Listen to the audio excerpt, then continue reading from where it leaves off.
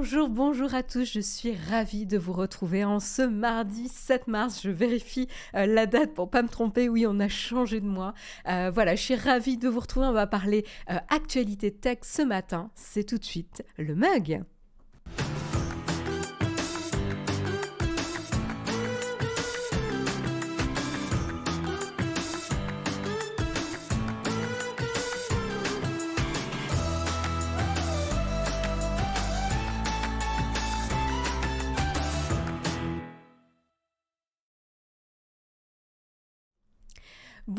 Bonjour à tous, j'espère que vous avez la forme ce matin.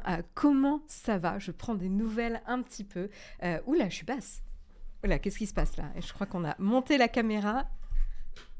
Hop, ce sera peut-être un peu mieux comme ça. Je serai un peu plus calée.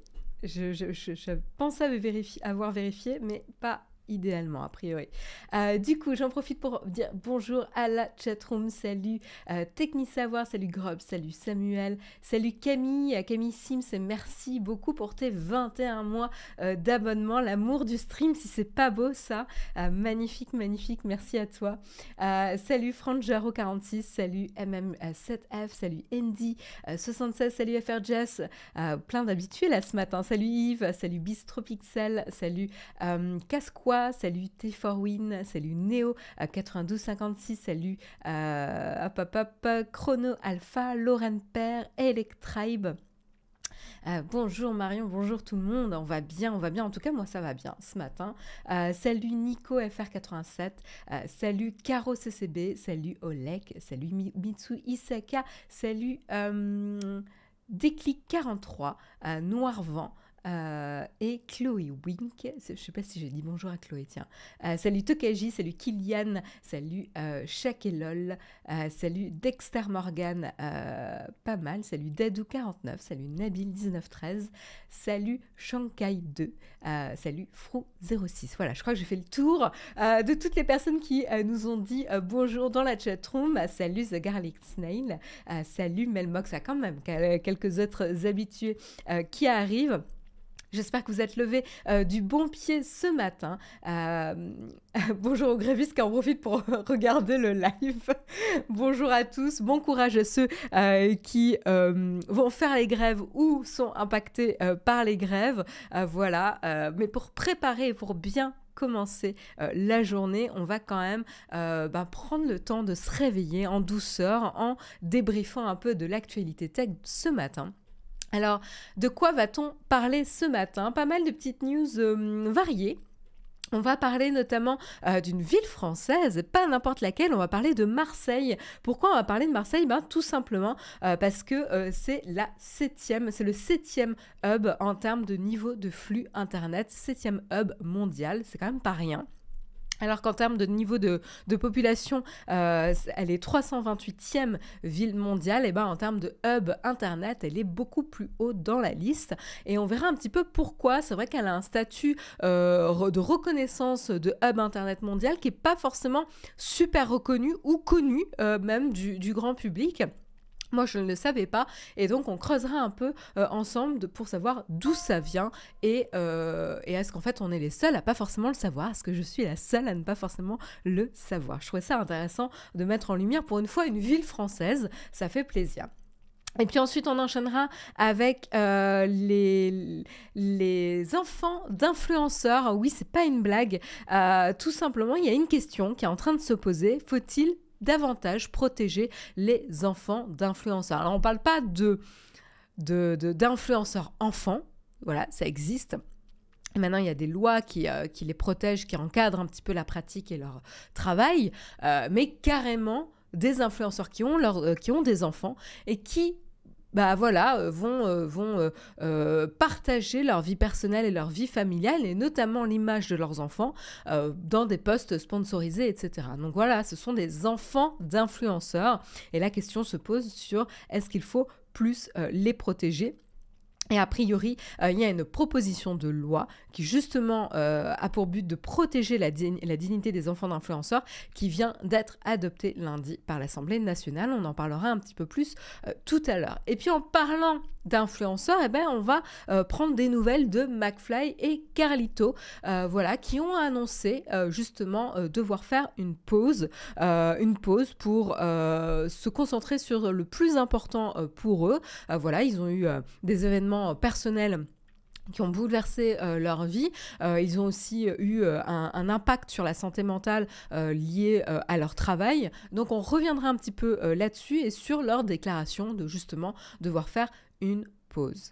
On espère évidemment pouvoir le retrouver très rapidement. Et puis on enchaînera avec un petit moment Elon Musk, mais rassurez-vous, c'est pas Elon Musk version Twitter. Respirez, respirez. On va parler de Tesla. Pourquoi on va parler de Tesla? Quelques petites news. Eh bien, tout simplement, il y a eu la conférence pour le Investor Day, la conférence des investisseurs, où justement, il y a quelques petites choses qui ont été dévoilées, et notamment un nouveau moteur qui, justement, sera sans terres rares, sans traces de terres rares, et il devrait être beaucoup plus performant et du coup beaucoup moins cher aussi, grâce justement à la non-utilisation de terres rares. Donc ça, c'est plutôt une bonne nouvelle. Une moins bonne nouvelle pour Tesla, c'est que malheureusement, ils ont dû rappeler 3000 véhicules pour des boulons mal serrés. Ça la fout mal, mais bon, il vaut mieux resserrer les boulons que de mettre en péril la vie des conducteurs et des passagers des véhicules Tesla. Et puis on terminera ensuite notre trilogie Elon Musk ce matin avec un petit coup d'œil du côté de Neuralink.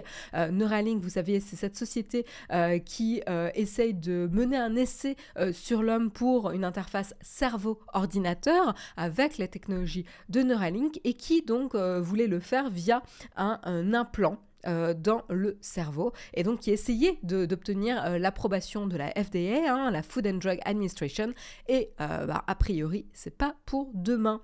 On reviendra dessus plus en détail tout à l'heure. On continuera aussi avec les mauvaises nouvelles cette fois-ci du côté d'Amazon. Amazon continue de resserrer la ceinture pour limiter les coûts, et cette fois-ci c'est la chaîne de magasins, ou en tout cas le projet d'Amazon qui s'appelle Amazon Go. Amazon Go, pardon. Ce sont ces magasins automatiques qui donc se sont affranchis des hôtes et hôtesses de caisse, et vous pouvez payer de manière automatique, c'est détecté automatiquement, sans personnel de caisse pour ces boutiques. Voilà, ils ont annoncé la fermeture de quelques boutiques. Et puis on reviendra sur un article de Courrier International que j'ai trouvé très intéressant sur un recul par rapport à 3 ans après que l'Inde ait bloqué l'accès à l'application TikTok. Et oui, donc je trouve ça assez intéressant. Ça s'était passé le 29 juin 2020, très exactement, où TikTok avait été interdit en Inde. Et ben 3 ans après, du coup, on peut regarder comment, enfin un peu moins de 3 ans après, on peut justement regarder avec un peu de recul qu'est-ce qui s'est passé suite à cette interdiction, comment les utilisateurs ont réagi, comment les Indiens qui généraient du revenu avec TikTok ont rebondi suite à cette interdiction. Qu'est-ce que ça a fait comme impact pour TikTok? On en parlera un peu. Est-ce qu'il y a eu un vrai rebond après? Est-ce que ça a créé de la dynamisation, de la dynamique sur le marché indien? On en parlera tout à l'heure. Ça peut donner peut-être des idées sur d'autres pays qui s'interrogent sur justement l'utilisation de TikTok. Je pense évidemment notamment aux États-Unis, mais pas que. Et puis on terminera avec une petite news qui concernera les fans de streaming vidéo et de VOD, puisque c'est une nouvelle offre Canal+ qui fait son arrivée et qui va vous proposer dans un package à moins de 20 €, attention, d'avoir l'accès à une offre standard de Canal+, Netflix, Disney+, Paramount+, et OCS. Pas moins que ça. Attention, le petit piège, c'est que c'est une offre limitée au moins de 26 ans. Voilà, mais c'est quand même une offre pas mal, qui est quand même pas mal marketée. Je suis obligée de vous montrer un petit peu la pub parce que je la trouve super bien foutue. C'est l'offre RA+, Théma la taille de l'offre. Jolie pour surfer sur la vague des moins de 26 ans. Je trouve ça pas mal. Mais si, comme moi, vous avez passé l'âge de 26 ans, Vous inquiétez pas, on va se consoler ensemble. Voilà un petit peu le programme de ce matin. J'espère qu'il vous plaît. En tout cas, moi, il me plaît, donc on va dire que c'est le principal. Et en tout cas, restez avec moi du coup pour faire les actus. Juste avant de passer au Kawa, j'en profite pour remercier quand même les personnes qui nous soutiennent ce matin. Un grand merci à Mastermind001, un grand merci à ACIP Digital, à Bpascal91 et à Babas également. Beaucoup de personnes qui nous suivent depuis pas mal de temps, hein. Je vois 21 mois, 13 mois, 22 mois, 26 mois. Ça fait super plaisir. Un grand merci à vous pour votre fidélité et un grand merci à ceux qui nous suivent et de nous avoir découvert il n'y a pas si longtemps. Voilà, j'en vois qui nous suivent depuis 3 mois et tout. Donc un grand merci à vous. On le répète, mais c'est important de le rappeler. Vous avez différentes manières de nous soutenir. Je vous rappelle qu'il y a pas mal de personnes maintenant qui travaillent pour la chaîne et pour vous produire du contenu de qualité pour l'actualité tech. Et si ça vous plaît, si vous pensez que ça mérite en gros un café ou une rémunération pour continuer à produire ce genre de vidéos et vous fournir du contenu de qualité, ben voilà, posez-vous la question si vous êtes prêt à nous soutenir à hauteur de 1 euro par mois, 2 euros par mois, etc. Ça peut sembler vraiment rien, mais en fait, ça nous aide beaucoup, sans pénaliser votre budget non plus de votre côté. Il faut toujours trouver l'équilibre entre voilà, le budget qu'on a et notre envie de soutenir les créateurs indépendants. Donc voilà, donc vous avez comme moyen soit les soutiens et les primes depuis Twitch. Soit vous avez Patreon aussi, qui est une plateforme qui nous permet de recevoir des dons et d'être soutenu par notre communauté. Et également les liens d'affiliation, là ça ne vous coûte rien, il faut y penser et nous ça nous permet de toucher une commission en apporteur d'affaires. Donc un grand merci pour ceux qui pensent à utiliser les liens d'affiliation. Et puis également regardez nos vidéos, les partager, les liker et commenter quand ça vous intéresse et que vous avez des remarques à partager. Voilà, ça fait vivre la communauté et ça nous permet de nous faire connaître à plus de personnes. Donc un grand merci à vous. Il y a Jérôme qui dit on va lancer Théma à la taille de la contrib. C'est pas mal, n'empêche. C'est pas mal, hein. C'est pas bête comme élément, quoi. Un peu pour booster le train de la hype, tu sais, pour avoir une petite compétition sur la taille de la contrib. Ça peut être pas mal, Sans plus tarder, trêve de bavardage, je vous propose de commencer avec le Kawa.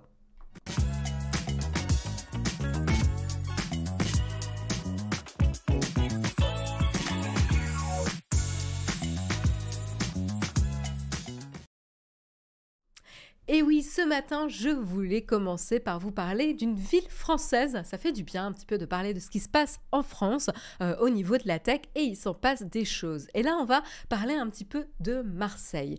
Cette ville, donc du coup, sur la Méditerranée, est connue quand même pour être une porte un petit peu sur pas mal de régions de l'Europe. Et du coup, ce qui est intéressant, je ne sais pas si vous le saviez, mais moi, je ne le savais absolument pas, c'est qu'au niveau populaire, Marseille est la 328e ville mondiale. Cependant, au niveau des flux Internet, elle se positionne en 7e position. Et ça, c'est un constat qui a été dressé par Aurélien Vigano, directeur des infrastructures internationales d'Orange, qui montre justement la place occupée par la cité phocéenne sur la carte de l'infrastructure mondiale Internet. Donc ça, c'est quand même assez cool. Et c'est vrai que, je ne sais pas pour vous, mais en tout cas, je ne connaissais pas ce statut et c'est vrai que ce statut peut faire un petit peu débat parce que le fait de vouloir renforcer la position sur la position de hub internet international ou mondial, ça va demander potentiellement de développer certaines infrastructures qui vont pas forcément être du goût de tout le monde. C'est là qu'aujourd'hui, il y a un débat qui se pose du côté de Marseille. Mais plus précisément, revenons un petit peu sur ce statut qui n'était pas très connu, ou en tout cas, moi, je ne le connaissais pas. Go Marseille, Planète Marseille, je vois des supporters dans la chatroom. Et donc du coup, comment ça a commencé un petit peu, c'est le 8 novembre 2022, il y a 2Africa, le câble sous-marin le plus long du monde avec 45 000 km reliant pas moins de 33 pays en Europe, Afrique et Asie quand même, a été inauguré au port maritime de Marseille-Fos. Rien que ça quand même, c'est une jolie inauguration. Et justement, moins d'une dizaine de jours plus tard, qu'est-ce qui se passe? On a l'adjoint au maire de Marseille, Sébastien Barle, et l'eurodéputé David Cormand, tous deux écologistes, qui ont publiquement demandé un moratoire sur l'installation de centres de données dans la deuxième ville de France. Pourquoi ces deux événements peuvent être potentiellement liés? Voilà, peut-être que le rôle de Marseille en tant que hub Internet mondial, est-ce qu'il devrait être plus connu? Est-ce qu'il gagnerait à être plus connu et à mieux comprendre les opportunités que ça pourrait représenter pour la région, la ville et ses habitants? Ou peut-être que justement les opportunités sont sous-exploitées aujourd'hui pour les habitants? C'est un peu ça, le fond du problème et de la question. Prenons un petit peu de recul sur cette notion de hub Internet.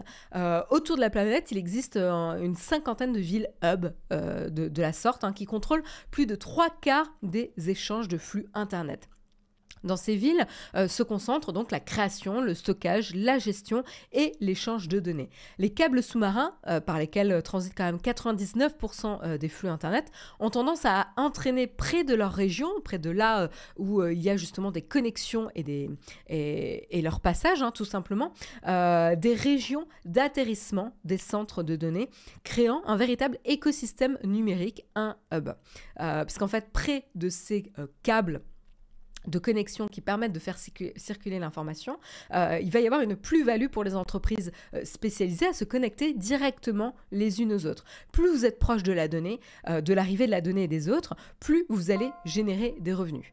Voilà. Et donc du coup, c'est cet accent sur l'interconnexion qui peut créer des opportunités pour ces villes hub qui abritent du coup le passage de ces câbles. Et donc du coup, c'est un phénomène qui a été largement amplifié ces dernières années, justement avec le déploiement de tous ces services cloud, la finance dématérialisée, où la latence et le délai de transmission des données, justement, est devenu un enjeu majeur. Et donc du coup, c'est là un petit peu qu'on peut s'intéresser au sujet, notamment pour Jean-Luc Chauvin, président de la Chambre de commerce et de l'industrie d'Aix-Marseille-Provence. Il y a ici une chance à saisir. Il y a un peu les deux points de vue à comprendre. Et là, en tout cas, on va s'intéresser au point de vue de il y a une chance à saisir. Il estime notamment que Marseille doit accompagner justement sa position mondiale pour prendre une longueur d'avance en attirant les entreprises qui ont besoin de cette rapidité et de ces échanges. Et donc du coup, ça permettrait de renforcer un petit peu cette position stratégique de Marseille qui est également historique. Marseille a toujours été un lieu attractif pour l'arrivée et le passage des câbles sous-marins. Le premier date de l'époque du télégraphe quand même, ça remonte à 1870, 20 ans après la liaison Douvres-Calais. Donc quand même, historiquement parlant, la zone est quand même très très propice. Et puis géographiquement, la zone n'est pas soumise à de glissements de terrain sous-marin. Il n'y a pas de tremblement de terre. Et contrairement à d'autres zones méditerranéennes, elle est plutôt stable. Et en plus, c'est une grande ville. Donc c'est quand même assez favorable. Comme dit MMG 7F dans la chatroom, c'est une ville clé en Méditerranée. Justement, donc c'est vraiment un port d'attache très très important. De plus, c'est pas l'intérêt unique, c'est qu'en fait même dans sa position dans le monde, Marseille a une position intéressante. Tout simplement, Marseille permet d'atteindre facilement l'Afrique, le Proche, le Moyen-Orient, le sous-continent indien, l'Asie et l'Asie du Sud-Est. Ça, c'est ce que nous rappelle justement Francis Tressière. Pourquoi il y a un attrait aussi grand pour la ville de Marseille. Pour ces territoires, c'est une zone de transit évident à côté des liaisons Internet transatlantiques et transpacifiques. Donc c'est là où je trouve vraiment intéressant de comprendre un peu, c'est pas juste la taille de la ville, c'est pas juste les infrastructures qu'il y a autour, c'est aussi la position stratégique et la position historique aussi qui la rend très favorable. Ce statut privilégié est aussi permis grâce à un autre atout géographique de la cité phocéenne. c'est son arrière-pays, ce qu'ils appellent le Hinterland, je ne connaissais pas. Et en fait, ça s'appelle le FLAP. Alors, derrière cet acronyme, en fait, c'est justement 4 villes qui représentent 60% du PIB informatique européen. Ces 4 villes sont en fait facilement reliées ou accessibles via Marseille. Donc c'est Francfort qui est à la première position, Londres, Amsterdam et Paris à la 4e place. Et donc du coup, pour les flux de données, la voie la plus courte et la plus rapide, en plus d'être la moins chère, c'est du coup via la vallée du Rhône. Du coup, Marseille est la ville méditerranéenne la plus simple et la plus proche pour atteindre ces 4 villes, donc le cœur de l'Internet européen. C'est ce qui la place vraiment comme ville favorite ici dans ce hub Internet. Et en l'espace de 10 ans, elle est passée justement de la position de 44e hub mondial Internet à la 7e. Donc on sent qu'il y a eu vraiment une accélération, la ville s'est transformée, passant d'une simple zone de transit à un véritable hub où les données ne font pas simplement que passer, mais aussi y résident. Ils sont enrichis et ensuite distribués. Alors, aujourd'hui, qu'est-ce qu'il en est de Marseille concrètement ? Marseille accueille 15 câbles qui vont faire circuler justement et permettre cette connectivité Internet. Prochainement, il y en a même 17 si on comptabilise c'est pas prochainement, en fait, ils sont déjà existants, mais ils passent pas à Marseille même. Mais on pourrait quand même les comptabiliser. Il y en a même 17 en comptabilisant 2 câbles qui passent par la Seine-sur-Mer et Toulon, qui sont pas très très loin. Et donc ces 17 câbles sont reliés à 53 pays. Ça veut dire aussi 4,5 milliards de personnes allant du Royaume-Uni à Hong Kong. Et ça, c'est le site Télégeographique qui nous l'informe. Et on voit un petit peu, je vais vous montrer cette illustration qui est assez parlante. On voit un petit peu justement l'afflux de câbles qui va passer par Marseille et qui vont du coup transformer Marseille et la hisser en position de 7e hub mondial Internet. Donc c'est quand même pas mal. Je trouve que justement ce graphe montre vraiment bien. Alors là, ce graphe est à propos des 15 câbles qui passent vraiment à Marseille, mais on voit vraiment cette concentration ici qui va arriver du côté de Marseille. Les graphiques, ça permet toujours un petit peu de mieux digérer l'information, je trouve. Donc c'est bien foutu. Et donc justement, l'arrivée de ce nouveau câble, le tout dernier de Africa ou To Africa, je ne sais pas comment les gens l'appellent, au cours de l'année. Donc il est prévu justement, Donc ça, il est arrivé, il a été ouvert et lancé, inauguré en novembre 2022 dernier. Mais c'est pas le seul. Il y a un nouveau câble qui est prévu, et ça a été annoncé par Orange, un nouveau câble prévu en 2024 qui s'appelle Medusa. Là aussi, du coup, il va passer par Marseille et ça permettrait de hisser Marseille non plus à la 7e position, mais carrément à la 5e position de hub mondial de connexion Internet. Et donc voilà, c'est là où on peut se dire, est-ce que cette position et cette reconnaissance mondiale, elle est valorisée et elle va porter ses fruits ou donner des bénéfices à la population sur place. Est-ce que les gens, finalement, qui ne sont pas au courant, c'est peut-être une des raisons sur une opportunité manquée ici pour hisser le statut de hub mondial de Marseille de manière un peu plus publique pour récupérer une reconnaissance et les bénéfices pour la région. Et donc, a priori, c'est un des problèmes. Par exemple, pour Christophe Hugon, qui est conseiller municipal du Parti Pirate à la mairie de Marseille, justement, il mentionne, il s'amuse un petit peu même du statut de Marseille, il dit c'est beaucoup plus connu et su à l'extérieur de Marseille qu'à Marseille même. Et a priori, pour lui, c'est symptomatique de l'un des problèmes de cette position. Les retombées sont au niveau national et européen, mais pas du tout local pour la région et la ville de Marseille. Cela ne change rien au quotidien des Marseillais. Et donc, je pense que c'est là une des racines du problème sur pourquoi on va challenger l'ouverture de centres de données, etc. Ces infrastructures, qui dit du coup câbles qui passent, dit infrastructures qui vont se déployer autour, qui peuvent représenter des opportunités intéressantes pour la ville de Marseille. Or, si on ne valorise pas le statut de hub mondial de Marseille, c'est vrai que ce sera du coup... une opportunité manquée pour la vie locale et pour les bénéfices que Marseille pourrait en tirer. Voilà, donc il y a peut-être ça aussi en termes de communication et de reconnaissance du statut de la ville qui est à travailler ici pour prendre les bonnes mesures. Est-ce que Marseille, finalement, elle a aucun concurrent et est-ce que sa position n'est pas menacée ? En fait, l'article creuse un peu là-dessus et ça c'est intéressant, c'est-à-dire qu'il y a d'autres villes qui convoitent la position de Marseille, qui aimeraient bien devenir un petit peu le hub Internet européen, et c'est notamment Gênes et Barcelone.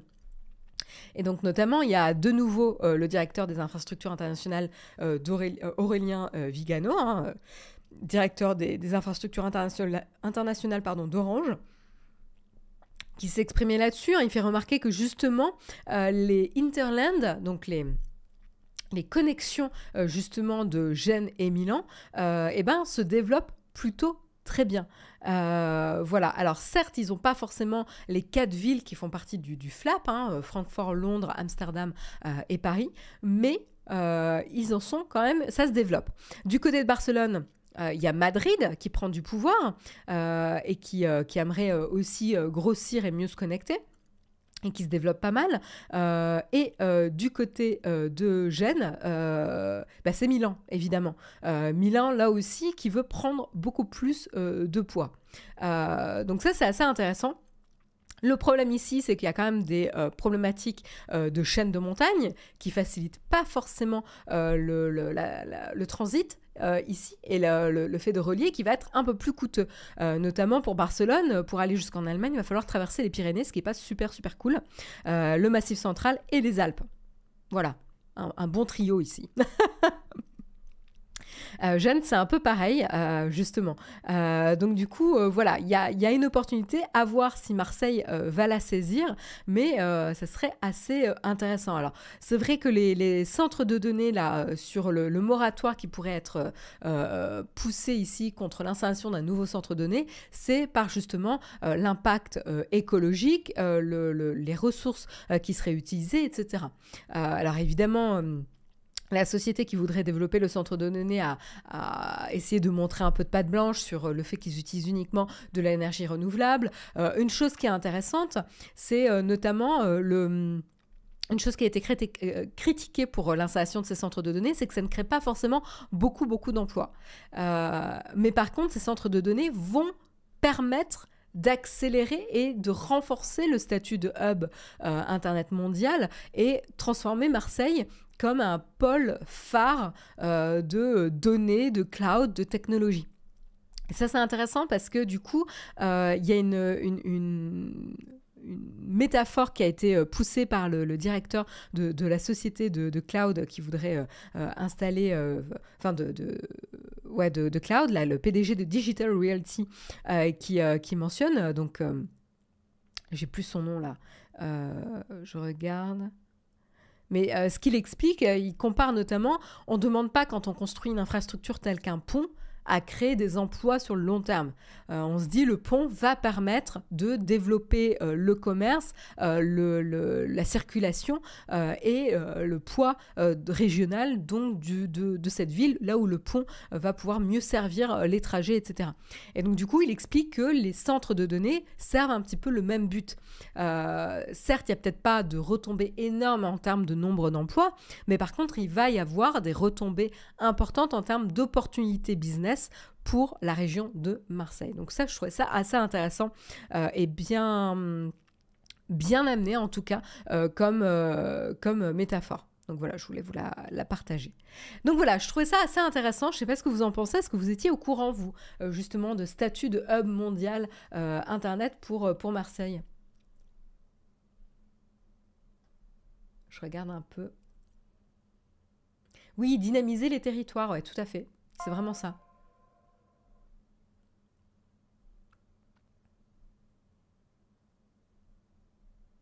Jérôme, Lyon est mal placé car l'Internet bloque à cause des bouchons lyonnais. Sérieux, quoi.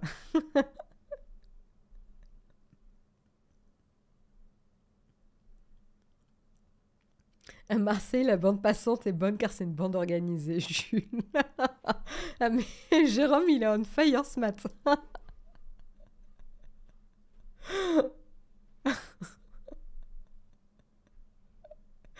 Trop de blagues, justement, on nous dit. Un grand merci à Franjaro46 pour ton abonnement. Un grand merci. Un grand merci également à Attila Le 1 HS pour ton abonnement. Merci beaucoup pour vos soutiens.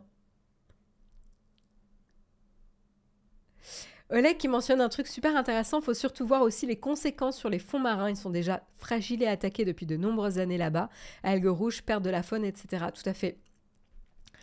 Après, la question n'est pas forcément sur l'installation d'un nouveau câble, vu que c'est déjà acté, mais plutôt sur le développement de centres de données. Voilà, et en tout cas, le moratoire qui a été initié est plutôt sur voilà, l'installation d'un centre de données, quoi.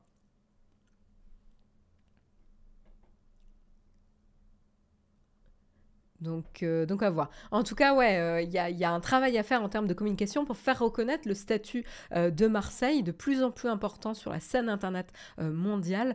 Et je trouve ça assez intéressant.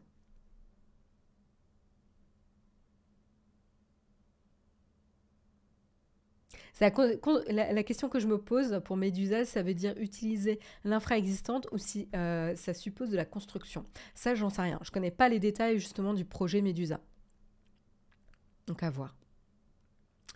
En tout cas, voilà, maintenant vous êtes au courant pour Marseille. Vous pourrez en parler lors de vos dîners culture avec vos amis et tester un petit peu, voir s'ils étaient au courant du poids de Marseille. En tout cas, nous, on va continuer avec un nouvel article. On va rester un petit peu en France puisque c'est une loi, une proposition de loi française qui vient de passer et qui a pour but de protéger les droits des enfants d'influenceurs. Alors justement, le but c'est carrément de protéger la dignité des enfants d'influenceurs et elle a été adoptée justement ce lundi à l'Assemblée nationale. Elle vient aussi compléter une première loi datant de 2020 qui n'a pas été entièrement justement appliquée jusqu'ici. Alors, petit contexte, pour vous raconter un petit peu l'histoire, ce qui s'est passé en fin janvier, ou en tout cas c'est un exemple de ce qui peut se passer, fin janvier, l'influenceuse Jessica Tivna a fait croire à son fils de 3 ans qu'elle lui touchait le visage avec des excréments. Très sympathique. Dégoûté, le petit a pleuré puis boudé, évidemment.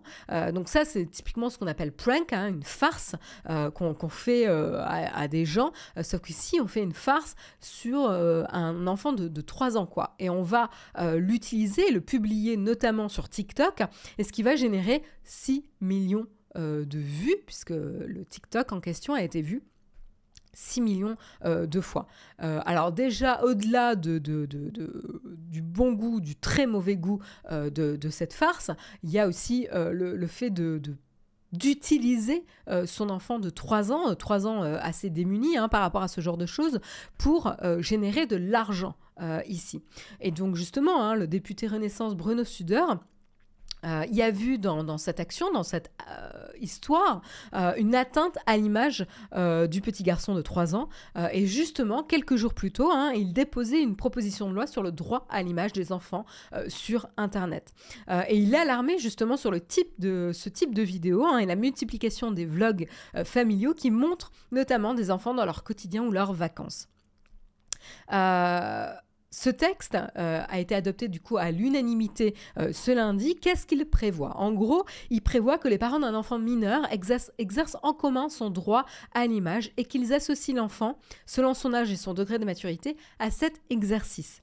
Elle rend possible aussi à un parent, s'il est en désaccord avec l'autre sur la question du droit à l'image, de saisir le juge aux affaires familiales. Ce dernier peut, s'il l'estime nécessaire, interdire à l'un des parents de publier des contenus relatifs à l'enfant. Ça, c'est quand même assez important de respecter le positionnement de l'un ou l'autre des parents. En clair, des parents qui publient des contenus présentant une atteinte à la dignité de leur enfant peuvent aussi se voir retirer son droit à l'image. Il sera alors confié à un tiers, un autre membre de la famille, par exemple. Donc à voir comment ça pourrait être appliqué. Mais voilà. Et donc, non seulement il y a une atteinte à la dignité de l'enfant, pour moi c'est ce qui se passe justement avec l'exemple des faux excréments que sa mère lui faisait croire, hein, pour ce petit garçon de 3 ans. Mais il n'y a pas que ça aussi, de publier des vidéos de son enfant nu dans le bain, etc., etc. Quel danger, autre danger, ça peut représenter sur Internet? On en a parlé, c'est pas la première fois. Une large partie des contenus pédopornographiques aujourd'hui que l'on trouve en ligne est malheureusement détournée à partir de photos ou vidéos d'enfants publiées par leurs propres parents. Voilà, donc ça c'est affreux, c'est malheureux en tant que parent. Alors moi je ne peux pas imaginer parce que je ne le suis pas, mais j'imagine que ça peut être difficile à envisager pour un parent qu'une photo qu'on pense innocente, où on partage un moment de famille, pourrait être détournée à but pédopornographique. L'idée est ignoble, hein, et révoltante. Mais le risque est réel, il est connu, reconnu, et il faut sensibiliser justement les parents à ça. Donc voilà. Et donc cette proposition de loi donc, qui a été votée, c'est la suite justement des travaux sur la loi sur les enfants influenceurs de 2020. C'est un premier pas, c'était déjà à l'époque un premier pas dans la régulation de l'image des enfants en ligne. Ce texte avait déjà dessiné un cadre pour les enfants influenceurs. Il avait permis notamment de professionnaliser à l'époque le secteur avec des règles similaires aux enfants mannequins et aux comédiens mineurs. Et depuis la publication d'un premier décret en avril 2022, les parents qui veulent par exemple créer une chaîne YouTube dont leurs enfants sont les principaux acteurs doivent maintenant en demander l'autorisation auprès de l'administration avant de créer cette chaîne. Donc voilà, il y a carrément une autorisation à demander, et ce qui va permettre de suivre un petit peu ces chaînes qui vont faire tirer leurs revenus principalement de la performance d'un enfant. La loi de 2020 oblige également les parents à placer une partie des revenus perçus par leur enfant à la caisse des dépôts et consignations jusqu'à leur majorité pour protéger aussi les revenus que l'enfant a rapportés. Hein. Voilà, donc ça c'est aussi une bonne première étape. Mais qu'en est-il concrètement des enfants d'influenceurs ? Eh ben, ces enfants d'influenceurs, ce qu'il faut savoir, c'est qu'ils sont bien plus nombreux que les enfants influenceurs. Donc ça, voilà, et c'est un risque ici. Ils apparaissent pour certains régulièrement sur les réseaux sociaux de leurs parents, parfois dans des placements de produits, sans toutefois être vraiment l'objet principal du compte. Mais ils apparaissent. Leur bouille va apparaître. Alors après, on pourrait étendre ça aux chats.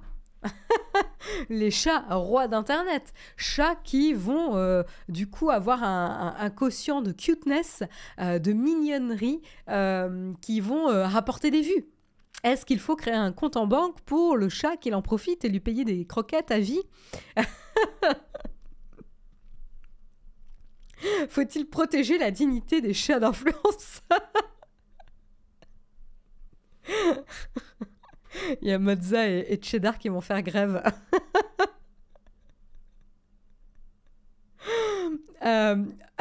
Béton, pas du tout cynique. En même temps, c'est un coût, un enfant, faut bien rentabiliser. Évidemment, hein, ultra 3e degré. Bref. Pour revenir quand même à nos enfants d'influenceurs, voilà, ils sont souvent pas l'objet principal du compte. Ça n'empêche que leur image, le fait de pouvoir les suivre, ça crée quand même un lien avec le public, de voir leur croissance, de suivre à la naissance, etc. Ça crée un lien avec le public et du coup un attachement. Et donc ça va potentiellement booster aussi les vues, les sponsors, etc. Et donc, c'est un peu le cas. Donc, il cite plusieurs exemples, justement, d'enfants d'influenceurs. Des filles de Cindy Poumerol, par exemple. Alors, moi, je ne connais pas du tout. Hein, je ne suis pas du tout dans ce cercle d'influenceurs. C'est une influenceuse qui s'est fait connaître avec Koh-Lanta, qui montre ses 2 filles sur son compte Instagram, justement, et les fait participer à certains placements produits. Et donc, dans ce cas, elles touchent de l'argent qui est bloqué à la caisse des dépôts et consignations, car elles sont encadrées, justement, par une agence de mannequinat. Donc ça, voilà, il y a un cadre qui a été mis en place pour les protéger et justement gérer l'argent qui est touché grâce justement à l'exposition de ces petites filles via des placements produits. Alors après, l'influenceuse se défend aussi. elle dit que les partages sont très spontanés et qu'elle était déjà connue quand elle est tombée enceinte. Donc, elle a continué tout simplement son activité une fois qu'elle a eu ses enfants. Ça faisait partie de sa vie et du fait de son activité sur les réseaux sociaux.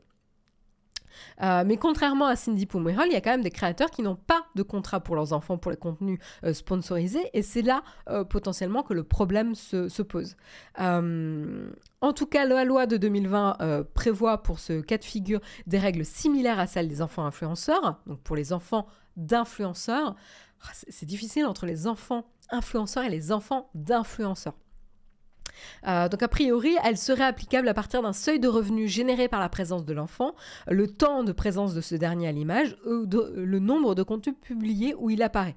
Alors ça, c'est assez compliqué à définir. Ces seuils sont pas encore vraiment très clairs et fixés depuis 2 ans et demi. Voilà. Et en fait, le gouvernement met un peu de temps ici à définir ces seuils. C'est une question qui est quand même assez compliquée. Comment on va pouvoir contrôler le nombre d'heures déclarées. C'est ça aussi, ça reste du déclaratif, on peut déclarer un peu ce qu'on veut, et qui va faire valoir le droit de ses enfants.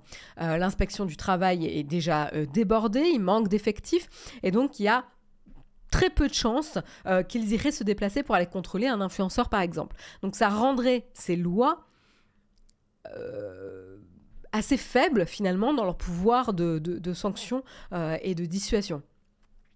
Voilà, donc ça c'est assez intéressant. Autre élément intéressant, c'est justement reconnaître une relation de travail singulière entre les parents et les enfants. Par exemple, Marie-Lou Olivier du cabinet Tchem Avocat le parle, elle dit par exemple, quand on filme un enfant en lui disant quoi faire, on sort de son rôle de parent pour avoir un rôle d'employeur. Donc ça, c'est assez intéressant. Et par exemple, il y a une autre étude qui a été publiée, 44% des 273 parents d'influenceurs, 273 parents influenceurs interrogés disent obtenir le consentement de leur enfant avant de publier du contenu sur lui. 30% d'entre eux disent fixer une fréquence maximum de diffusion de photos, vidéos le concernant.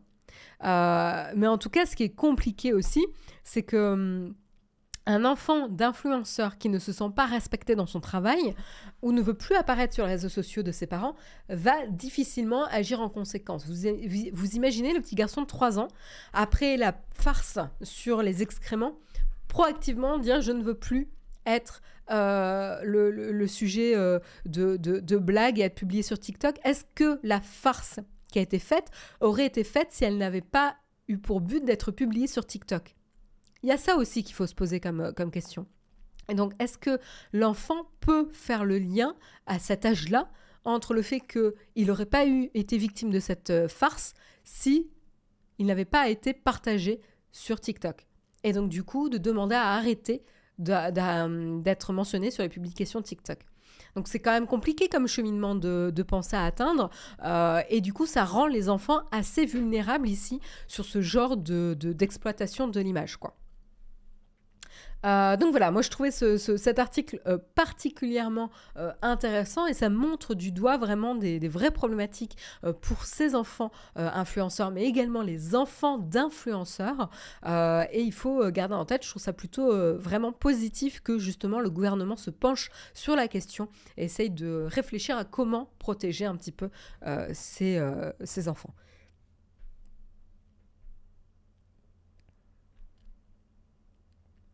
Pour côtoyer pas mal de parents, j'en ai déjà vu faire des blagues limites à leurs parents, à leurs enfants, parce que les réactions font rire. En effet, je pense qu'on n'a pas attendu d'avoir les réseaux sociaux pour avoir des blagues qui vont être peut-être mal placées. Tout ça pour amuser la galerie. Mais en fait, j'ai l'impression que le phénomène de vue sur les réseaux sociaux pourrait amplifier ça, au détriment du bien-être de l'enfant, quoi. Donc voilà. Oui, merci. C'est le Parlement qui agit, pas le gouvernement. Merci pour la correction, Laurence. Puis les réseaux, ça peut être très compliqué à comprendre pour un enfant. Ils ne peuvent pas se rendre compte de la quantité de personnes qui les suivent et voient leurs photos et vidéos. Tout à fait, Tokaji. Tout à fait. Et sur l'impact que ça pourra avoir une fois qu'ils sont adultes aussi. Tout à fait. Donc voilà, c'est important, je pense, d'amener un petit peu la lumière sur ce sujet, quoi. Et du coup, on va continuer avec les influenceurs, puisqu'on va quand même prendre des nouvelles de McFly et Carlito. A priori, ça va pas très très bien, puisque justement, ils ont décidé de publier un post.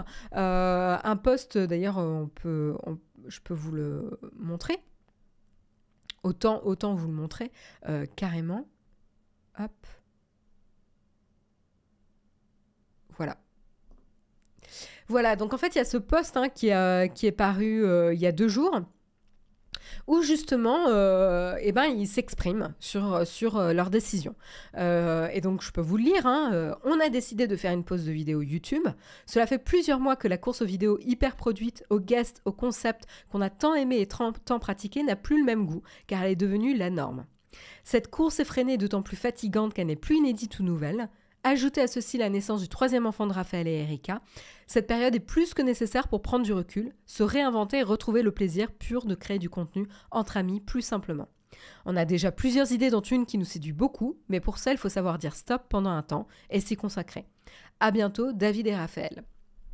Voilà, donc un message très sobre ici. Ils ne s'étendent pas, ils ne creusent pas sur les raisons personnelles ou sur les difficultés qu'ils ont pu rencontrer, qui les ont amenés à cette décision. Ce qu'on sait, c'est que, en tout cas, le post est quand même assez loin du ton léger auquel on a été habitué de McFly et Carlito, mais pour des bonnes raisons ici. Voilà, donc il mentionne notamment le 3e enfant, la naissance du 3e enfant de Carlito, donc de Raphaël. Et en effet, ce dernier s'est exprimé sur son compte Instagram comme quoi il y avait des complications pour son fils de 1 mois, des complications santé et qu'il devait retourner à l'hôpital. Donc c'est quand même quelque chose de difficile pour des parents. Je ne peux pas encore une fois imaginer, mais toutes mes pensées vont évidemment à la famille et leurs proches pour espérer que tout ira bien pour toute la famille ici. Mais évidemment, et très justement, il y a des priorités dans la vie. Pouvoir être proche de sa famille et là dans les moments difficiles et s'assurer de la santé de son enfant, c'est évidemment beaucoup plus important que de faire des vidéos YouTube. Ou voilà, c'est toujours l'équilibre à trouver entre ramener du revenu à la maison pour subvenir aux besoins de sa famille et également être présent lorsqu'il y a des soins et des suivis de soins à faire. L'autre aspect, c'est on sent une fatigue, une lassitude dans le post sur cette course effrénée à la production de vidéos, à ces concepts toujours plus innovants, etc. Là, on sent donc une fatigue, un épuisement qui vont impacter du coup leur santé mentale ici. Et je trouve que c'est plutôt humble, honnête et transparent de partager ça sans avoir un ton d'apitoiement. Comme je disais, le post, moi je le trouve vraiment bien rédigé. Il ne s'étale pas, il ne s'apitoie pas, il pose justement la situation. Et je trouve qu'il est vraiment bien foutu. Alors, ils ont raison, pourquoi il y a débat? Oui, il y a eu débat. Il y a eu des réactions assez insensibles, enfin je vais le dire, c'est mon avis personnel, des réactions de jugement et assez insensibles sur les réseaux sociaux en disant non mais c'est bon, ils passent leur temps à s'éclater en faisant leurs vidéos, c'est pas du vrai boulot. En fait, là, vous pointez du doigt toute la problématique de l'industrie du divertissement. Du moment où on parle de divertissement, c'est pas un vrai boulot. C'est complètement faux. Est-ce que vous allez dire à un comédien qui fait des spectacles et monte sur scène tous les soirs que c'est pas un vrai boulot, qu'il n'est pas en train de bosser, parce qu'en fait son rôle c'est de faire rire et de rire avec son public? Si c'est crevant, c'est du boulot, il y a une pression énorme. Chaque travail a son lot d'avantages et d'inconvénients et ses spécificités. Ça ne veut pas dire qu'il faut les dénigrer sur le taux de pénibilité ou de fatigue ou de pression sur la santé mentale que ça peut exercer. Lorsqu'on est une personnalité publique, la pression que l'on peut ressentir par rapport à son public, par rapport à la pression de cette course de vues et ce nombre de vues toujours plus important est extrêmement dur à assumer. Et on l'a vu, c'est pas les premiers à avoir mentionné, à avoir des difficultés par rapport à ça. En décembre 2022, on a eu le YouTuber Matsu, 5,2 millions d'abonnés, qui a été le premier à parler de son besoin de faire une pause aussi. Il a carrément publié une longue vidéo, il explique justement la pression constante exercée par les fans. C'est pas le seul non plus, puisque Cyprien a très mal vécu aussi la période qui a suivi la sortie de son court-métrage, qui n'a pas forcément rencontré le succès qu'il attendait, malgré le fait qu'il a été très léché. Et donc, du coup, voilà, pour lui, c'était très très dur de réaliser qu'il ne faisait pas le même nombre de vues pour une production. Il s'était donné beaucoup plus de mal que ces formats qui demandent peut-être moins de travail, mais qui font beaucoup plus de vues. Voilà. Et encore une fois, Squeezie, lui aussi, a même expliqué durant un live avoir du mal à gérer certaines vidéos. C'est quand même le premier YouTuber de France, avec 17,8 millions d'abonnés, et il a révélé mi-février que certains de ses concepts vidéo ne marchaient plus, mais qu'il n'avait simplement pas le temps de faire tout le temps des formats plus populaires. Donc c'est une notion de trouver un équilibre. Il dit, si toutes les vidéos que je fais chaque semaine doivent être dans cette lignée aussi longue avec des invités et un concept, moi et mes équipes, on va faire un giga burn-out. Donc il y a aussi cette notion de se ménager. De se ménager pas pour être feignant, mais de ménager sa santé. Voilà, parce que ça reste un travail, ce n'est pas toute sa vie. Il y a d'autres choses à côté, il y a une vie personnelle. Et donc du coup, McFly et Carlito, il faut quand même réaliser qu'ils ont 7,2 millions d'abonnés sur YouTube. Leur chaîne fait partie des 10 plus gros comptes français. Ils ont cependant un profil assez différent du reste de la liste. Ils sont deux trentenaires, arrivés relativement d'ailleurs sur YouTube, et ils se sont lancés après plusieurs collaborations avec le groupe d'artistes du Studio Bagel. Et ils se sont fait énormément connaître en 2017 grâce à leurs concepts justement originaux qui attirent rapidement les fans. Et puis ils avaient été très très remarqués aussi en 2021 suite à une vidéo qu'ils avaient fait avec le président Emmanuel Macron. Mais voilà. Donc voilà. Bravo à eux d'avoir le courage de prendre cette décision. Le fait de prendre la décision, c'est pas évident. De reconnaître nos limites, c'est très très difficile. Moi, je trouve que personnellement, c'est une des choses les plus difficiles dans le monde du travail. On se sent souvent emporté par le fait que c'est aussi, quand on est chanceux, notre travail peut être aussi une passion, quelque chose qui nous anime, qu'on aime beaucoup. Et donc l'idée d'arrêter, on a un peu l'impression d'échouer, de baisser les bras. Or, non, il y a aussi cette notion de se ménager, de se préserver pour d'abord mieux travailler, parce qu'en fait, à s'épuiser, la qualité baisse aussi, et éviter de se prendre un mur, en fait, de santé, voilà, sur sa santé. Donc voilà. Voilà en tout cas pour ce qui a été annoncé. On peut que espérer et leur souhaiter une bonne pause, le temps pour eux de justement se reconcentrer sur le plus important de leur côté, peut-être se réserver un peu de temps pour des concepts qu'ils voudraient mettre au point pour revenir avec plein d'énergie et serein sur la scène YouTube. Je regarde un petit peu vos commentaires.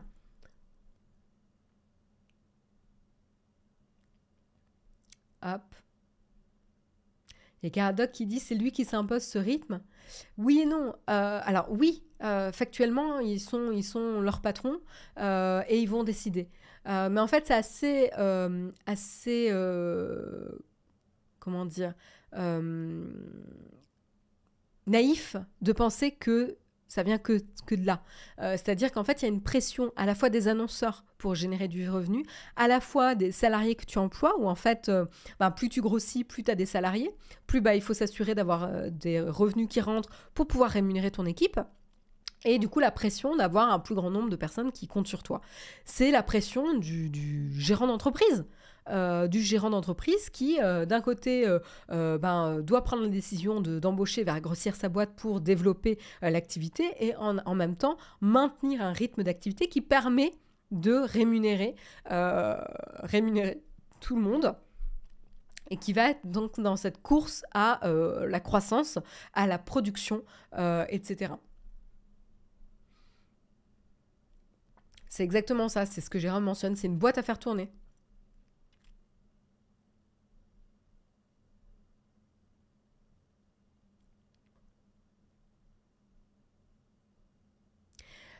Musashi Goto, perso, si mon bébé d'1 mois allait mal et que je n'étais pas aux côtés des miens alors que financièrement ça tient, j'aurais du mal à me regarder dans la glace.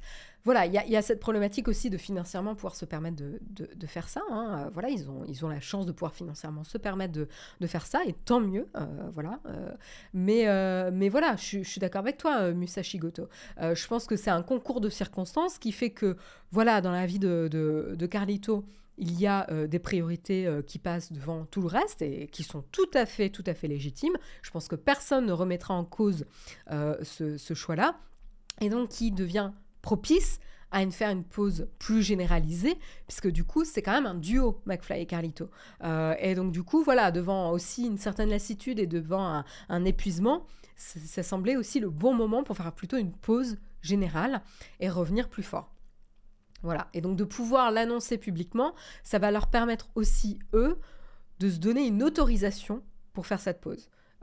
Et je pense que c'est important pour couper court à toute critique ou incompréhension du public. Ils ont communiqué publiquement là-dessus. Et je trouve ça très bien.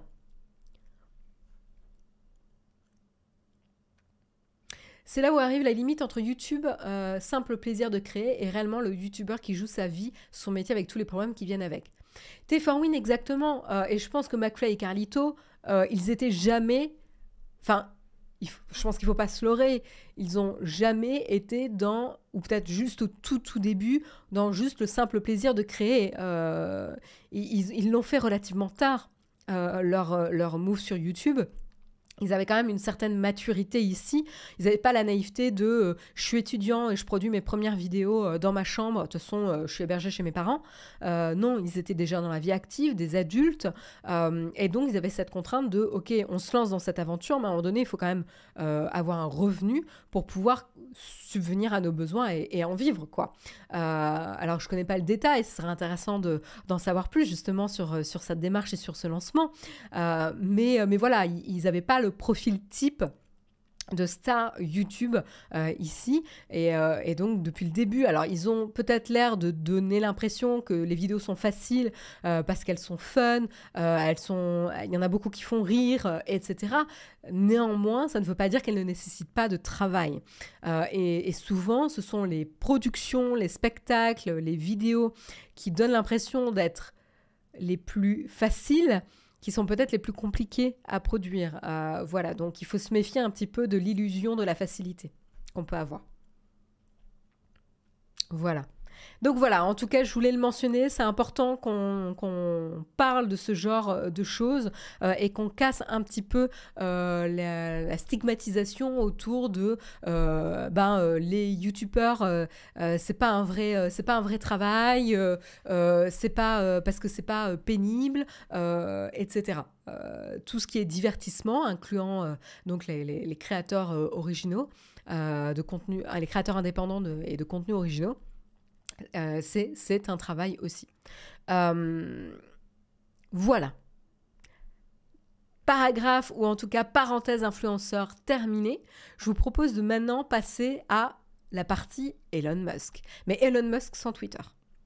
Voilà, je vous ai épargné ce matin, on fait une pause un petit peu dans le soap-opéra Twitter, et cette fois-ci pour regarder un petit peu ce qui se passe du côté de Tesla. Tesla aussi qui a un peu son propre soap-opéra, hein, qui se sent un petit peu délaissé par son CEO, hein, qui se disent « Non mais attends, Elon, entre SpaceX, Tesla, Twitter, Neuralink, et j'en cite certains parmi d'autres, tu vas plus avoir de temps à nous accorder. » C'est pas possible, ça. C'est pas possible. Et donc, du coup, qu'est-ce qui se passe ? Eh ben, pourquoi on parle de Tesla ? Tout simplement parce que la semaine dernière s'est tenue la conférence Investor Day. Et donc, c'est là où, justement, ils vont annoncer un petit peu leur plan, un petit peu, voilà, communiquer publiquement sur qu'est-ce qu'ils projettent. Et ce qui est intéressant, c'est qu'il y a le responsable moteur Colin Campbell qui a présenté le présent, avec notamment les moteurs électriques de Tesla, mais également le futur de ces mêmes moteurs. Selon lui, tout se joue dans l'efficacité de la production, hein, ainsi que dans le choix des matériaux. D'ailleurs, entre 2017 et 2022, Tesla a réduit de 75% la taille de son usine moteur, tout en produisant des engins 65% moins chers. Donc en termes d'optimisation des coûts, on est plutôt pas mal ici. C'est assez impressionnant. Et on sent un petit peu cette préoccupation à travers toutes ces boîtes. Je veux dire, la réutilisation de lanceurs côté SpaceX, ou justement les coupes drastiques qui ont été faites côté Twitter, il y a cette notion de être frugal dans ce qu'on dépense, dans les ressources qu'on utilise pour nous forcer à être innovants. Et ça, je trouve que c'est vraiment, vraiment intéressant. Je ne vais pas revenir sur la manière dont ça a été géré du côté de Twitter, mais la décision d'avoir une équipe plus restreinte et plus concentrée en tant que telle, c'est pas forcément une mauvaise idée. La manière dont ça a été fait et peut-être l'échelle à laquelle ça a été fait, à voir. Mais bon, on en a déjà parlé. En tout cas, voilà, ils ont donc réduit la taille de l'usine moteur tout en produisant des engins 65% moins chers, mais c'est pas tout. Ils ont également fait le choix de réduire les terres rares, qui fut aussi un engagement sur lequel ils ont communiqué, en réduisant leur proportion de 25%.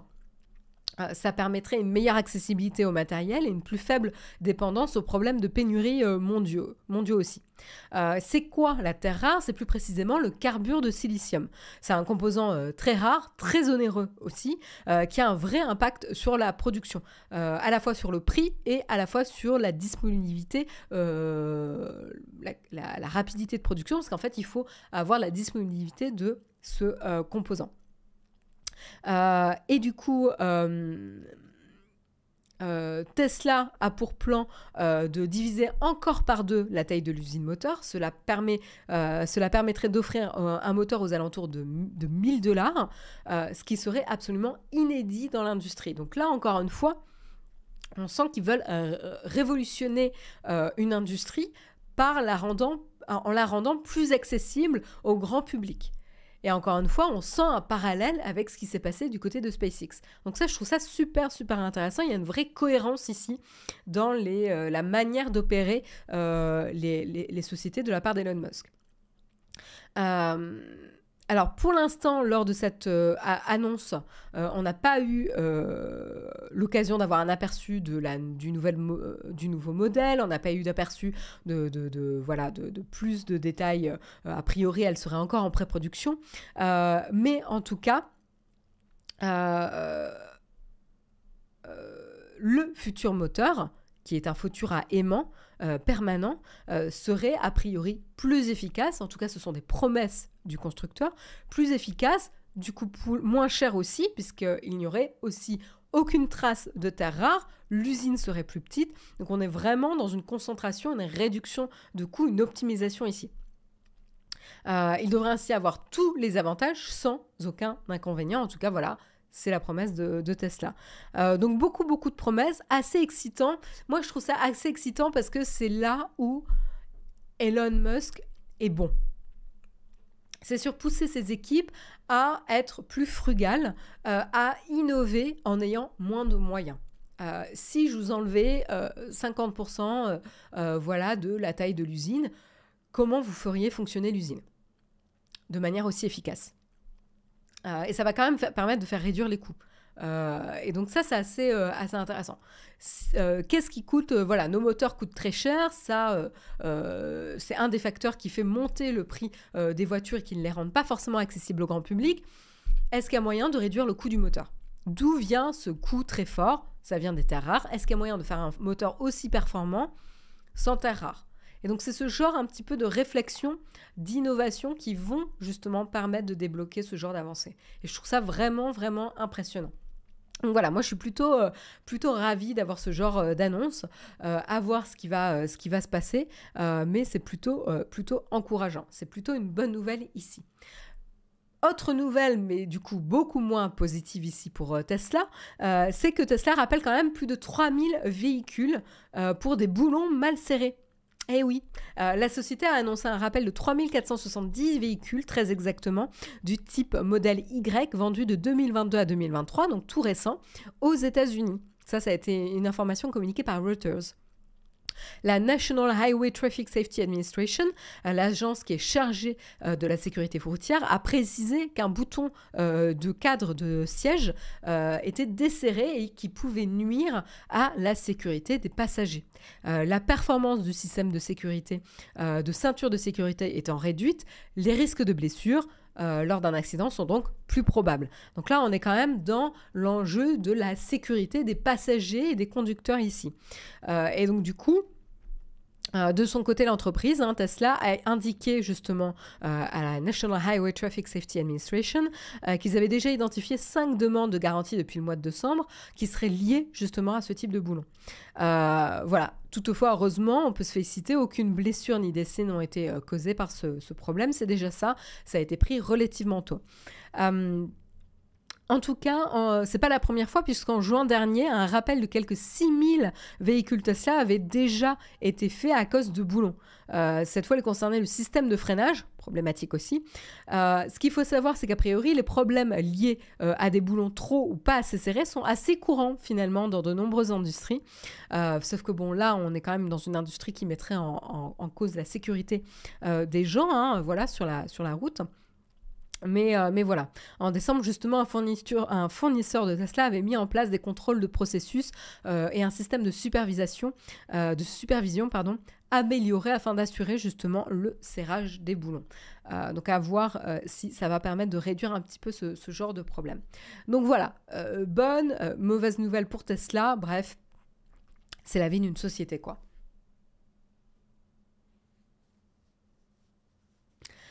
Hippomony, tu dis ce genre de réflexion, c'est ce qu'au fond les dirigeants et stratèges de beaucoup d'autres entreprises. Ce mec parle, mais la vraie originalité actuelle à voir. Hippomony, je suis la première à critiquer certaines choses que fait Elon Musk, mais tu peux pas négliger ce qu'il a fait pour SpaceX, comment il a révolutionné l'industrie spatiale et réduit drastiquement les coûts. Non, là, je veux bien qu'on peut avoir plein de critiques du côté d'Elon Musk, et encore une fois, je ne suis pas la dernière à critiquer, voilà, vous vous rappelez, ceux qui suivent l'émission peuvent se rappeler de certaines de mes sorties, mais par contre, il ne faut pas non plus se voiler la face sur ce qu'il peut apporter. On peut ne pas aimer la personnalité, on peut se dire qu'il a pris plein de mauvaises décisions, certes, mais en ce qui concerne la révolution du côté de l'industrie spatiale, c'est quelque chose. Donc attention à ne pas faire de généralisation non plus. Le problème avec Musk, c'est surtout qu'il impose de façon brutale ses décisions et ses équipes sans se soucier des conséquences humaines sur ses équipes. Ouais. Charlatan, oui, je pense qu'il y a un vrai problème de gestion humaine et de communication.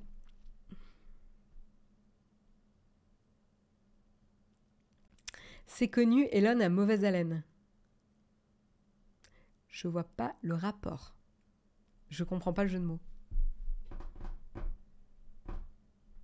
Je comprends pas. Vous voyez un petit peu là la roue qui tourne là, dans ma tête là? Ça mouline là. C'était la blague de trop. Ah, la clé Hélène. Oui, d'accord. Ok, ouais, non, je suis pas bricoleuse, donc je n'ai pas suivi. Merci Oleg pour avoir mentionné la blague de bricoleur, ça m'a aidé. Et faire Jess qui dit t'inquiète pas Marion, je l'ai pas non plus. Merci, je me sens moins seule. Merci Jess, soutien. Bref, voilà en tout cas en ce qui concerne Tesla. Mais c'est pas terminé du côté de Elon Musk, on n'a pas encore fini d'en parler, je vous promets c'est la dernière news, mais ça vaut quand même la peine d'en parler. Une autre mauvaise nouvelle pour Elon Musk, on va dire ça, au-delà des plus de 3000 véhicules qui ont été rappelés pour des boulons mal serrés, c'est du côté de Neuralink. Neuralink, c'est quoi comme projet d'Elon Musk? C'est la fameuse société qui essaye de interfacer cerveau et ordinateur grâce à un implant dans le cerveau. Qu'est-ce que ça permet de faire? Eh ben, il y a eu notamment des démonstrations de singes qui jouaient à Pong par la pensée ou un autre singe qui tapait sur un clavier virtuel sans le toucher pour demander sa friandise préférée. Vous allez me dire, mais c'est quoi l'intérêt, etc. Tout simplement, l'intérêt, c'est de décupler les capacités humaines. Et une application très intéressante, c'est pour notamment les personnes paralysées, leur permettre de faire des actions, d'interagir avec leur monde, environnement et les personnes environnantes, juste avec le cerveau et la pensée. Donc avec cette interface et cet implant. Donc le projet est intéressant. Il ouvre la porte à d'autres choses et peuvent un peu faire peur parce qu'on est vraiment... Voilà, interface un cerveau, implant, ça peut faire peur.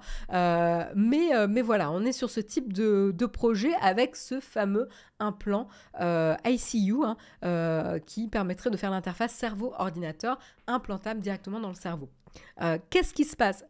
Tout simplement, la société Neuralink a demandé l'approbation de la FDA pour pouvoir tester cet implant après l'avoir testé sur des singes, le tester sur des humains, et ils se sont fait refuser l'entrée, on va dire ça comme ça. Donc la FDA, c'est la Food and Drug Administration aux États-Unis qui régule justement ce genre de choses, ce genre d'études, de tests, à la fois sur tout ce qui est médical. Donc Neuralink, ça a une portée médicale, ça va avoir un impact sur la santé de l'homme, puisque c'est quelque chose qui s'implante dans le cerveau. Donc tout ce qui est médicaments, implants et compagnie, ça passe par une approbation de la FDA. Et donc du coup, le but, c'était de pouvoir obtenir l'autorisation de tester sur des humains. Donc ils n'ont pas eu. Justement, il y a eu la nouvelle du rejet de la demande de Neuralink par la FDA, qui provient d'un rapport justement encore de Reuters. L'agence a entretenu avec plus d'une demi-douzaine d'employés justement de la boîte, anciens et actuels, qui ont pu donner quelques détails sur le rejet de la demande, qui remonte en fait à environ 1 an. C'est juste que le rejet n'avait pas été communiqué publiquement. Et d'après les autorités, le lacet neuronal qui forme l'implant pourrait migrer à travers les tissus mous du cerveau, mais ce n'est pas la seule crainte de la FDA. A priori, selon elle, le dispositif pourrait surchauffer. Je sais pas vous, mais moi, j'ai pas envie d'avoir un truc qui surchauffe dans mon cerveau, quoi. La batterie implantée pourrait tomber en panne et le retrait de la puce dans n'importe quelle circonstance de défaillance, de rejet ou d'infection pourrait endommager le cerveau. Donc voilà, et c'est pas la première fois qu'on a ces craintes. Il y avait déjà des scientifiques qui avaient déjà alerté sur les dangers que représentait Neuralink pour l'homme. Donc voilà, c'est pas forcément étonnant. Et c'est vrai que cette crainte d'une défaillance de la batterie qui pourrait provoquer une surcharge de courant électrique ou de chaleur est susceptible d'entraîner des dommages cérébraux graves et irréparables, c'est quand même assez problématique. Voilà, donc il reste à voir si Neuralink va essayer de redemander prochainement une nouvelle autorisation. En tout cas, ils vont pas pouvoir la redemander s'ils n'ont pas revu leur implant et peut-être la manière de le placer ou de l'enlever. Mais en tout cas, lors de la journée porte ouverte de Neuralink en novembre dernier, Elon Musk avait, encore une fois notre ami, affirmé que la société obtiendrait l'approbation de la FDA dans les 6 mois. C'est-à-dire d'ici le printemps. Mais cela semble quand même assez improbable, sachant que ça fait plus d'1 an qu'ils ont été rejetés. Alors peut-être qu'ils ont fait une avancée majeure qu'ils n'ont pas forcément communiquée. Le lacet des faits prend un autre sens. Mais je sais pas, mais il est vraiment là, Jérôme, on l'arrête plus ce matin. Mais voilà, ça serait quand même assez étonnant. Après, Elon Musk, c'est pas la première fois qu'il fait des promesses et qu'il tient pas les deadlines. À voir. À voir.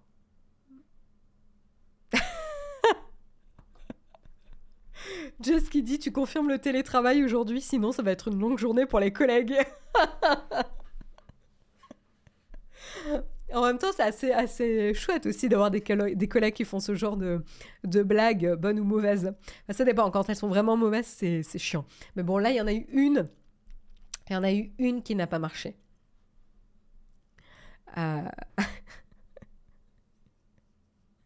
Mais non, casse quoi? Ça marche pas. Tu me dis, un lacet c'est ancien, ça met un scratch, Elon. Non, ça marche pas, on parlait de lacet neuronal. C'est pour ça qu'il a joué sur lacet. Je suis pas la seule à pas saisir les blagues. Jérôme qui dit oui, mais on a un vocal sur le Discord de la boîte. Au secours. Je suis bien contente de ne pas être sur le vocal de la boîte. Bref, bon courage Karina et Guillaume et toute l'équipe. Bon courage. On enchaîne avec une autre... il est 9h14, je m'éclate là ce matin, je vais peut-être accélérer un petit peu. Il nous reste 3 articles, ça va aller, parce que de toute façon c'est... ouais, je vais peut-être en sauter une. On va voir. Petite brève.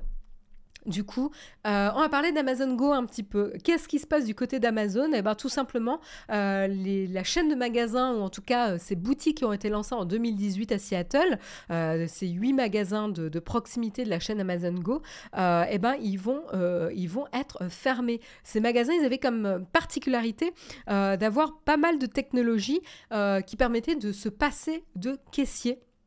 Voilà, et de pouvoir payer automatiquement via son compte Amazon en détectant automatiquement les produits.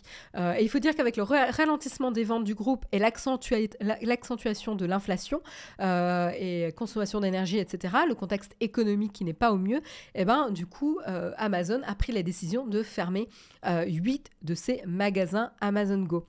Ils fermeront leurs portes le 1er avril prochain, donc relativement rapidement. Et Amazon s'est exprimé comme toute enseigne, nous évaluons périodiquement notre portefeuille de magasins et prenons des décisions d'optimisation en cours de route. Très bien. Alors en effet, c'est pas la première décision pour limiter les coûts et optimiser l'optimisation qu'Amazon fait cette année. Comme d'autres, le groupe a d'abord gelé les embauches avant de finalement procéder à une série de licenciements, ce qui a conduit à la perte de plus de 18 000 postes. Quand même important. Toutefois, ça n'a pas suffi, puisque Bloomberg avait mentionné qu'Amazon avait également annoncé vendredi 3 mars l'interruption de la construction de son deuxième siège social à Arlington, en Virginie. Donc là aussi, c'est pas le moment de se faire des jolis sièges tout brillants dans des nouveaux endroits, a priori. Voilà, et c'est vrai que pour Amazon Go, le climat n'était pas très très propice. En 2022, l'entreprise avait dû se résigner à fermer ses boutiques et autres librairies physiques. Seule la branche alimentaire semblait tenir le coup jusqu'ici. Et il disait, nous restons attachés au format Amazon Go et nous exploitons encore plus de 20 magasins aux États-Unis. Certes, là, on en a quand même 8 qui ferment. On verra si les autres tiennent le coup. Voilà, donc c'était une petite brève, mais je trouvais ça quand même intéressant de le mentionner. Dernière news que je voulais vous partager. Après, j'ai un petit truc sur une offre Canal+, mais ça sera rapide. Mais dernière news que je voulais vraiment vous partager, c'est un article de Courrier International. Je vous encourage à le lire, il est vraiment intéressant, qui analyse un petit peu ce qui s'est passé presque 3 ans après que l'Inde ait acté l'interdiction de TikTok dans le pays. Donc ça, je trouve ça assez intéressant. Alors, pour remonter un petit peu dans le temps, TikTok a été interdit le 29 juin 2020 pour des raisons de sécurité nationale. En effet, ce qui s'était passé, c'est qu'il y avait eu un affrontement meurtrier entre les armées chinoises et indiennes le long de leurs frontières disputées dans le Ladakh. Et c'est à cette suite-là que l'Inde avait interdit quelques 200 applications chinoises. Donc pas que TikTok, mais TikTok en faisait partie. TikTok dans le pays, en Inde, représentait à l'époque, en 2020, une source de divertissement, mais aussi une source de revenus pour de nombreux Indiens. Et ça, il ne faut pas le négliger aussi. C'était devenu de véritables célébrités sur la plateforme de partage de vidéos. Et le secret du succès, c'était justement que l'application TikTok était disponible en 15 langues régionales en Inde, ce qui la rendait largement accessible dans ce pays de plus de 1,3 milliard d'habitants et qui, on le sait, est vraiment où les langages et les langues régionales sont il y en a beaucoup, elles sont très répandues. Donc, de pouvoir supporter 15 langues régionales, ça permet justement une plus grande propagation du succès TikTok en Inde. Et donc, du coup, ce qui s'est passé, c'est un peu en un claquement de doigts, du jour au lendemain, l'Inde a interdit donc plein d'applications chinoises, dont TikTok. Et donc, TikTok a perdu 8 millions d'abonnés, quoi. Allez, hop, comme ça. Et donc, du coup, ce qui s'est passé, c'est qu'en fait, ces gens-là se sont retrouvés sans plateforme pour pouvoir monétiser, communiquer. Ils avaient pris l'habitude finalement d'utiliser TikTok. Et donc, ce qui s'est passé, c'est que l'interdiction a finalement profité à d'autres. Donc ça, c'est assez intéressant, le mécanisme qui s'est enclenché. Alors, à qui ça a profité? A commencé par Meta. Meta, le groupe qui a Facebook, WhatsApp, Instagram. Et tout simplement, Meta s'apprêtait à lancer Instagram Reels et YouTube, et également ça a profité à YouTube Shorts. YouTube, Google, enfin Alphabet. On va dire ça comme ça. Et donc, du coup, très vite, non seulement ça a profité à Meta et Google, mais ça a également profité à des applications Made in India qui ont vu le jour, comme Josh, Moj ou encore Shingari. Alors, je m'excuse si je prononce mal le nom de ces applications, mais en tout cas, ces applications figurent parmi les 10 applications les plus téléchargées dans le pays, rien que ça. Ces dernières ont réussi d'ailleurs de grosses levées de fonds, puisque par exemple, la société qui détient Josh a réuni plus de 805 millions de dollars l'année dernière. Voilà, on a eu également la société qui est derrière Moj et ShareChat qui a levé 266 millions de dollars auprès d'un consortium dirigé par Google. En gros, ces 3 plateformes ont déjà attiré 400 millions d'utilisateurs pour suivre le quotidien économique indien qui est cité India Today. Donc du coup, c'est assez intéressant de se dire finalement le monde s'est pas effondré après qu'on ait arrêté ou interdit TikTok. L'Inde a rebondi notamment avec des applications Made in India, qui va booster aussi finalement le business en Inde, créer de l'emploi, et qui pourrait aussi donner des idées aux Américains. Et oui, les Américains réfléchissent à une interdiction complète de TikTok et s'inquiètent un peu des retombées économiques et politiques. Et finalement, l'expérience indienne pourrait justement servir de réflexion sur quelles seraient les potentielles conséquences aux États-Unis. Donc c'est ça qui est assez intéressant. Voilà, donc je vous encourage à lire l'article, il est pas très long, mais il est bien foutu et il permet un peu de relativiser l'importance de TikTok et la force en tout cas de TikTok et la réelle, menace que ça pourrait représenter pour TikTok de perdre un marché comme les États-Unis, quoi. Donc voilà. Et enfin, on termine l'émission ce matin avec quand même une offre que je suis obligée de vous partager, même si elle me fout les nerfs parce que moi, j'y ai pas le droit. C'est la dernière offre Canal+, qui viennent de lancer une offre limitée pour les moins de 26 ans. Voilà, donc voilà, il y a agisme. Mais voilà, offre pour les moins de 26 ans qui inclut une tonne de services de streaming, dont Netflix, Disney+, OCS, Paramount+, pour moins de 20 € par mois. Donc vous avez le pack Canal de base ainsi que ces services de streaming. Et donc le prix est quand même à 19,49 €. C'est quand même pas grand-chose. Et en plus, il n'y a pas d'engagement. Une des choses que moi, je peux reprocher à Canal+, je vais dire Google, je sais pas pourquoi, mais à Canal+, c'est ces politiques d'engagement qui font vieillotte, etc. Là, il n'y a pas d'engagement. En effet, c'est pas quelque chose, une pratique qui est très favorable à la tranche d'âge qu'il vise. Et donc, du coup, pas d'engagement. Et à ce prix-là, c'est quand même difficile d'y résister. La proposition comprend le pack de base de la chaîne. Canal+, c'est les chaînes grand écran, Sport 360, séries, doc et kids. Et donc, les autres plateformes que j'ai mentionnées. L'abonnement est accessible sur smartphone, tablette, ordinateur, Smart TV, Apple TV, Android TV, Fire TV, console, Chromecast et AirPlay. La seule chose où c'est pas disponible, c'est les box des opérateurs comme Orange, SFR, Free ou Bbox. Donc attention, c'est pas disponible là-dessus. Mais si vous avez une télé Android ou Apple TV, Ça ne devrait pas poser de problème. À titre de comparaison, quand même, pour réaliser la différence de prix, cette même offre, Canal+ Ciné-Série, est proposée à 38,99 € par mois pour les personnes de plus de 26 ans. Alors là, je regardais notre abonnement. On est largement au-dessus avec Jérôme, donc il va peut-être falloir revoir un petit peu pourquoi on paye ce prix-là. Bref, petite note. Voilà. Et donc, du coup, un tarif qui est quand même déjà intéressant finalement à 38,99 € parce que quand on cumule le prix des différents services ensemble, on atteint quand même plus de 60 € par mois. Donc voilà, donc même quand même le prix pour l'offre au-dessus des 26 ans reste intéressant si on veut absolument avoir accès à tous ces services de streaming. Après, la probabilité que vous utilisiez vraiment tous ces services de streaming, elle est quand même relativement basse ici.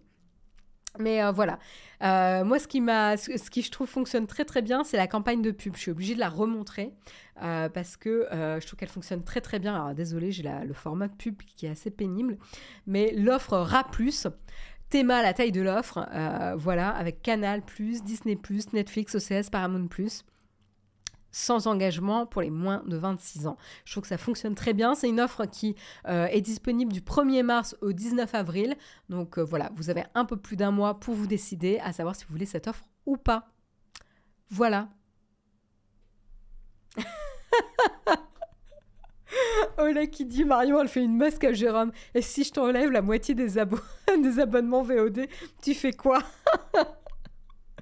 Alors, ma première question, c'est si on ne devait garder que 3 services de VOD, ça serait lesquels? Et pourquoi? Et ensuite, faisons-le. Faut y aller progressivement, Alec. Voilà. Pourquoi 3 aussi? Oui. En effet. Pourquoi tu limites à 3? Est-ce que ça serait pas 1, etc. Ça serait intéressant d'avoir... Je crois qu'il y avait des applications qui existaient comme ça pour voir un petit peu le pourcentage d'utilisation ou d'heures passées sur telle plateforme de streaming pour voir si tu en avais pour ton argent. Donc ça serait pas mal peut-être de se poser ce genre de questions finalement. Je sais pas si ça détecterait bien dans le cas où on lance des programmes de Netflix depuis Canal+, par contre. Je sais pas trop. À voir. Je pense que oui, parce que finalement, Canal+ va te rediriger vers l'application Netflix quand tu fais ça. J'ai un doute. FRJS me dit Disney, Apple et stop. Prime sert plus à rien. Ils m'ont enlevé Urgence alors que j'avais pas terminé mon rewatch. Ah, dur! Ah non, ça c'est dur. Je compatis, FRJS. Ouais, difficile. Disney+, en fait, on regarde pas tant que ça. Et finalement, à part les licences, moi j'ai envie de dire, c'est pas le Mandalorian qui va me faire rester sur Disney+. Et là, t'as dispute de coupe, tu sais. Parce que là, faire lâcher The Mandalorian à Jérôme, ça va être compliqué. Ça va être très, très compliqué. Et puis, on va certainement pas aborder ce sujet, sachant que demain, c'est l'anniversaire de Jérôme. Donc, on va pas lui pourrir sa semaine. Voilà. Écoutez, il est 9h27. On s'est fait un petit mug bien dodu finalement ce matin. Je vais vous proposer de voir un petit peu vers qui on peut faire un petit raid ce matin. Voilà, écoute, on va aller... Il y a ici Japon Corp là qui me tente bien. On va faire ça ce matin. Allez, petit raid. Moi, de mon côté, je vous souhaite une excellente journée. Je vous retrouve la semaine prochaine, sans faute, à 8h, mardi, comme d'habitude. Et puis sinon, vous retrouvez demain matin à 8h, Jérôme. Je vous souhaite à tous une excellente journée. Merci de m'avoir suivi et à très vite. Bye bye.